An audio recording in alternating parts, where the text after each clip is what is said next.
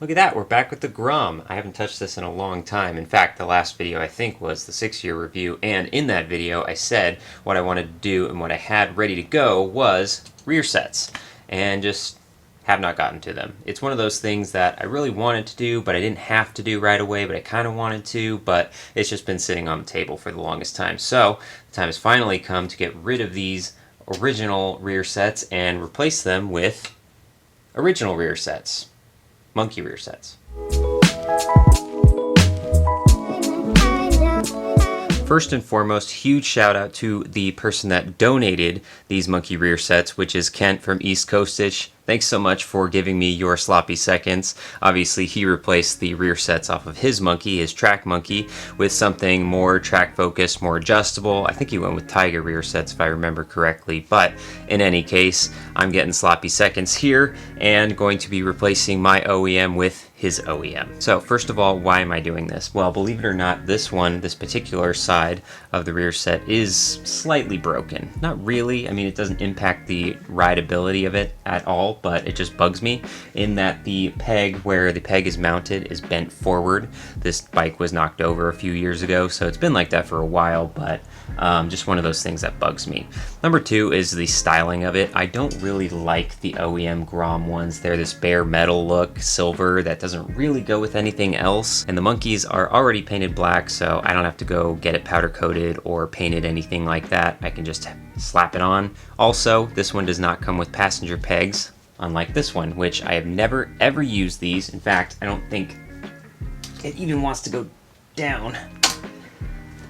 I don't think I've ever had those down, to be honest. I could have also gone with some of the more professional, more adjustable racing versions of things like Driven Racing or those other ones, but those are expensive. They're like $400, $500 a set, and I'm not really planning on tracking this bike, so these are a great alternative. Even though I got these for free, you can find these brand new OEM for something like 30, 40 bucks a side, I think. So in total, that plus the other hardware that you'll need to do this, you could probably get everything for under 100 bucks. Speaking of hardware, there are a few things in addition to just the rear set piece that you're probably going to need in order to do this. You don't necessarily need these. You can use the existing Grom hardware, but you're gonna have to MacGyver it a little bit. I've seen instances where people will use pretty much everything else from the Grom where they have to space it out a lot with some washers, and there's a little bit of fiddling to do with the alignment, particularly with this side with the rear brake assembly, to make sure that everything's working properly.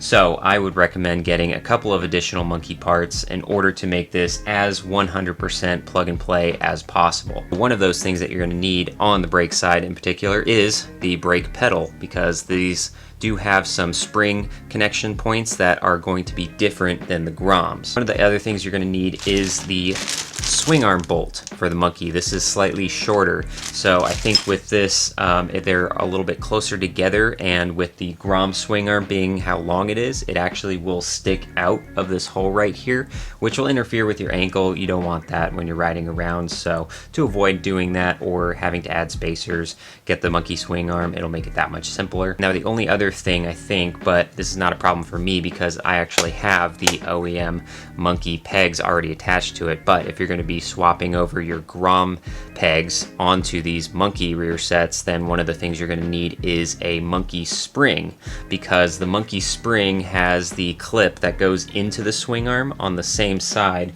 for both sides, whereas the Grom, it's mirrored, and so you'll get one spring there, because otherwise this little point right here where it actually goes into the rear set is going to be on the opposite side there. You could also just take this piece and just drill out on the opposite side to make sure that that spring goes somewhere to catch. As long as it has something to catch in, then it'll work for sure. Now it's time to unbolt stuff. Before we do this, I've made sure that everything is secure, so it's on jack stands on the back there, and in addition to that, I also have a jack under here to kind of anchor everything, hold it up, so that way it is being suspended without being on the suspension, if that makes sense. Reason for that is because when we take this out, it'll be disconnecting the swing arm. Now I'm going to be pushing the new swing arm into this to kind of keep everything together so it doesn't completely fall off, but these are just there as precaution to make sure that everything stays exactly where it's supposed to be.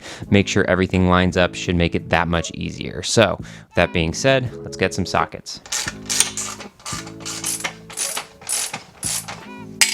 Here's a tip when taking these off before you loosen this whole thing. Make sure you get these two bolts that hold the brake assembly together. Makes it that much easier.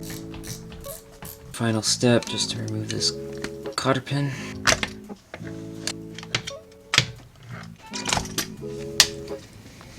There we go. Detached. Before we keep going, I think this is a good idea here to compare the two between the old and the new. Even though they have the same mounting points, there is some slight differences with these, and if you're doing a conversion, I think this would be very helpful to see those differences in knowing what you're going to be replacing, and if you're not going to be replacing that, what you're going to have to modify or have to overcome in order to make it work. Let's take a look at the OG Grom here first, and a couple of things that I noted right off the bat. Number one is with this brake pedal right here is the spring placement.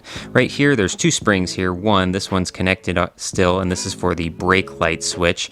And then this top one here goes up here, and that just gives you some return, so when you step on it, it comes back up. This is pretty much in line, one on top of the other right here. And I noticed with the Monkey right here, this one is on two different levels, so that's some of the differences here. Again, this spring right here is for the brake light, and then this second hole right here will be for the return spring. And you can see on this one that it's just kind of next to it rather than on top of it. Another one that I've noticed is that the brake lever, hopefully the camera will be able to show that, it's very slight, but you can kind of tell that the Grom lever is just a little bit longer. I was told, or at least I've read, that if you use the OG Grom brake lever, that the pivoting is a little bit different, and I'm trying to remember if it naturally is angled too far down or not. I want to say that it's angled too far down, which would make sense given that it's a little bit longer. So that's another thing that you want to consider if you're doing this. I would probably recommend just getting the brake lever here as well. It's not that much of a difference, but a little bit less guesswork and a little bit less modification in the process. So another thing that I'm noticing here is the actual peg placement, and this is probably something that I actually am looking forward to, and just having a little bit more comfort for me, particularly because I'm a tall guy. I have the brake side here from the OG Grom, and I have the shift side from the Monkey, and if we sandwich these two at the same point in which they're going to be mounted, you can see kind of, hopefully the camera does it justice, but the Monkey peg sits a little bit lower than the Grom peg. So that means your foot placement is going to be slightly lower, which for someone like me with long legs, I think that's going to make it just that much more comfortable for me to be able to put my knees where they're supposed to be in the little cutouts on the tank. Well, that's annoying. I just looked over as I was wrapping this up. I just have this one swing arm bolt to put in, and I realized the camera was off the entire time. But that's okay, because this is pretty much the exact opposite of what we saw previously, me taking this off. Just the reverse of that, putting this cylinder back on and tightening up these two bolts, getting it attached to the lever here. That was a little tricky. I actually had to pull the lever off of the rear set first in order to get it. There's this little clip that has a cotter pin, but there's this weird backing plate on it, so it doesn't quite fit in there. I will say though, it does butt up against the clutch cover right here. It doesn't actually touch. It's very, very close, but what that means is in the future, if I ever have to take this off and do any clutch work or anything else in this side of the engine, then this for sure has to come off. I can't get away with just moving this up and out of the way to the side like I did with the OG Grom rear set. All I have to do now is just to put the bolt on the swing arm, get that torqued down, and I have to reconnect this, the brake light assembly, just tuck it up behind the plastics here, and then we'll be good to go. Okay, now we're done. And you can see brake light has been adjusted so that it only goes on when I want it to. And I think besides that, let's just get it down and see how it feels. I really like the way that this looks, and I think it looks better than the Grom OEM rear sets in my opinion. I think the Monkey is much more complementary, especially this black, and it just cleans everything up here. There's no additional waste just sitting here with the rear passenger pegs, because why do you ever need passenger pegs on a Grom? If I'm honest, I don't think they'll ever be used. They never have, they never will. And this just makes it that much cleaner, and for the price, I think you can't beat it. Okay, so we got a few miles under this, and everything's exactly like it was previously, at least in terms of feel, functionality, all that, but that's kind of what I was expecting. I'm going from OEM to OEM. I wasn't upgrading to adjustables or anything like that. Wow, you just blew through that stop sign, didn't you? So as far as feel goes, yes, even though I showed visually that it's like a millimeter or two lower, it's not a huge difference. Wow, he just blew through it again. What the f is wrong with this guy? Oh my god, dude! Where are you going in such a hurry? Who is this guy?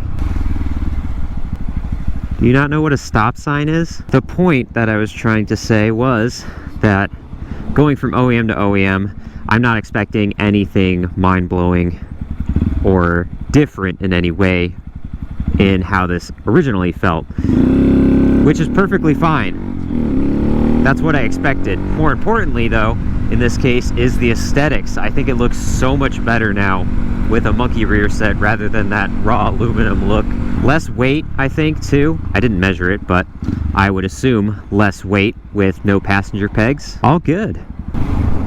Hey, Grom friend. He didn't see me.